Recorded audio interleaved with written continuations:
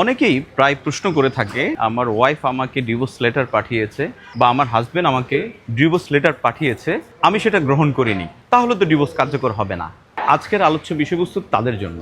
দেখুন, আপনার হাজবেন্ড কিংবা আপনার ওয়াইফ আপনাকে যখন ডিভোর্স লেটার পাঠাবে, সেটি আপনি গ্রহণ করেছেন কি করেন নাই, সেটি আইনে মুখ্য বিষয় না।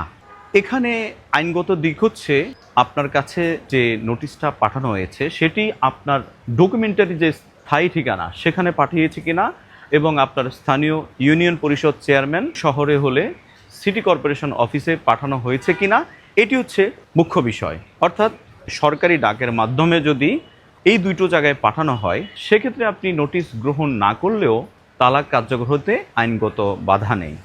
আইনে যে উল্লেখিত সময় আছে সেই সময়টি অতিবাহিত হওয়ার সঙ্গে সঙ্গে তালাক কার্যকর হয়ে যাবে।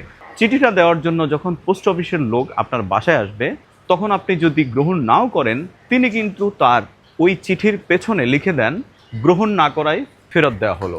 অর্থাৎ এখানে কিন্তু আর আইনগত কোনো বাধা রইল না, তিনি আপনার বাসায় গিয়েছে, আপনি গ্রহণ করেননি। সুতরাং নোটিশ গ্রহণ না করলে তালাক কার্যকর হবে না, এই তথ্যটি ভুল। নোটিশ গ্রহণ না করলেও আইন মোতাবেক যদি হয় তালাক কার্যকর হয়ে যাবে। ধন্যবাদ সবাইকে।